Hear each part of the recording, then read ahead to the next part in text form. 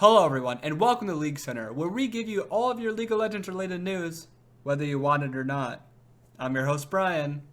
Let's get to the news. The first week of LCS is finally in the book, and it was great to finally see how all these roster changes played out.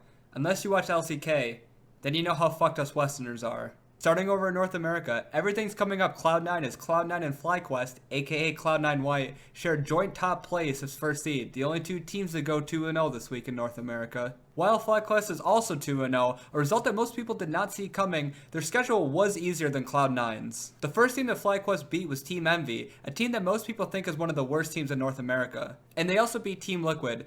Team Liquid is a team that put together a roster in hopes to finally break the meme of finishing in 4th place in playoffs, by not making playoffs at all. On the other hand, Cloud9 had one of the toughest week 1 schedules as they had to play TSM and Dignitas, two teams that most people predicted to be top 3 in North America at the end of the season, which is still weird to say about Dignitas. Cloud9 looked great in the first series against TSM, going 2-0. Cloud9's rookie jungler Contracts had a great first series on stage and actually played Lee Sin, proving that you can be in jungler on Cloud9 and still do something on Lee Sin pre-60 minutes. Cloud9 vs Dignitas was a closer matchup, finishing 2-1 in favor of Cloud9, and if you only got to watch one series this weekend in North America, this would be the series to watch. This is actually some pretty quality League of Legends from North America, giving me just enough hope to be let down when we don't make it out of groups this year in Worlds.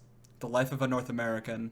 Some other NA highlights featured TSM looking pretty dire without Doublelift. They weren't able to stand toe-to-toe with Cloud9, which they will need to if they have aspirations of finishing first in North America. TSM did manage to beat Immortals in a sloppy 2-1 series, in which both teams managed to look a lot worse than they were last year. Trouble also struck for CLG, who went 1-1 this week. They lost to Team Liquid 2-0, even after Rainover put in one of his worst performances on the LCS stage. CLG did 2-0 Envy, but it was a worse series than Trump's inauguration attendance numbers. CLG was one of the most underperforming teams this week in North America. And to wrap things up in North America, I wanted to give you my games of the week for week 2. Now there are a bunch of interesting games coming up in week 2, but I wanted to highlight 2 in specific that are really going to hold a lot of weight as far as how the top of the table is going to shake out come the end of the season.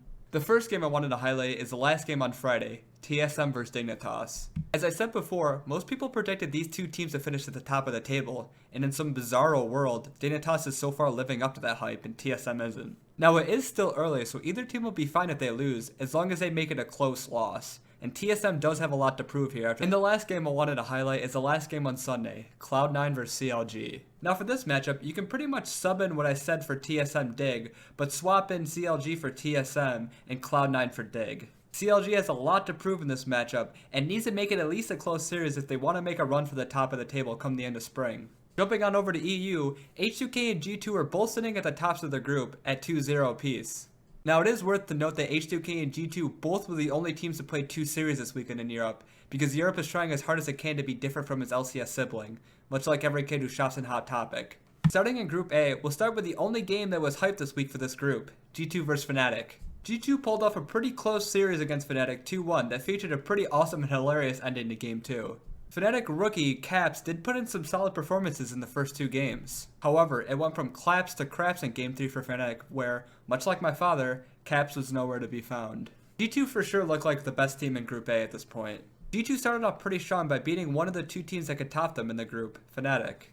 Though with this, I will say that Fnatic did look good and do look poised to take 2nd place in the group at least. The only other team that looks to give G2 a run for their money in this group is Misfits, that did have a decent showing in a 2-1 victory over Giants, but I honestly expected them to look better, and they're going to need to be better if they want to top the group or even finish 2nd.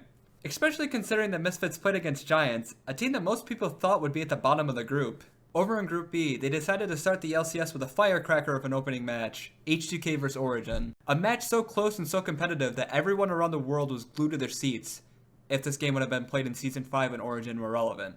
H2K won the series 2-0, and while it never looked like they were going to lose, they actually left a lot to be desired on how well they played, and Origin actually looked better than most people thought they would. However, H2K looked like a whole new team against Splice, Splice being the team that most people thought were actually going to top Group B. H2K struck first blood against their top competitors in this group, beating Splice in a pretty dominant 2-0. H2K seemed to always be one step ahead of Splice, out-rotating them around the map for the whole series. H2K's members also performed better individually. Fevabin looked like his old Season 5 self, and Jankos looked like one of the best junglers in the West, if not the best. If you wanted to see the cleanest execution of any Europe team this week, this would be the series to watch. In another important match in Group B this week, UOL made quite the case to be the second place team in Group B, following Splice's weak performance. Unicorns will love 2-0 vitality in quite dominant fashion, making me eat my own words, as I'm often prone to do.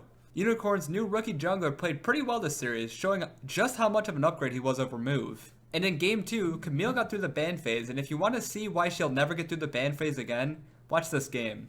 And in a group stacked with top laners, Vizichachi is making a case to be one of the best top laners in the group, which will make him versus Otawamne even the more hype. And finally, to wrap up EU, I want to give you my games of the week for week 2, one from each group. Group A has some lackluster matchups, but the one to watch will be Misfits vs G2. Going off the results from last week, G2 should win this series pretty handedly, but this does give Misfits a chance to live up to their hype from the preseason. And also we'll get to see Cacao vs Trick, which will be a pretty awesome jungle matchup. Going over to Group B, this should be the matchup of the week for Europe, Unicorns of Love vs H2K. These two teams look like the best two teams in Group B this week. This series will be their opportunity to cement their spot at the top of the group. The individual matchups are going to be really fun to watch. In the top lane, you have arguably the best two top laners in Europe going against each other. In the mid lane, you have Exile, last season's rookie sensation, versus Fevivin, who looks like a Season 5 self. And then in the jungle, you have the Unicorns of Love new rookie jungler trying to prove himself against probably the best jungler in Europe.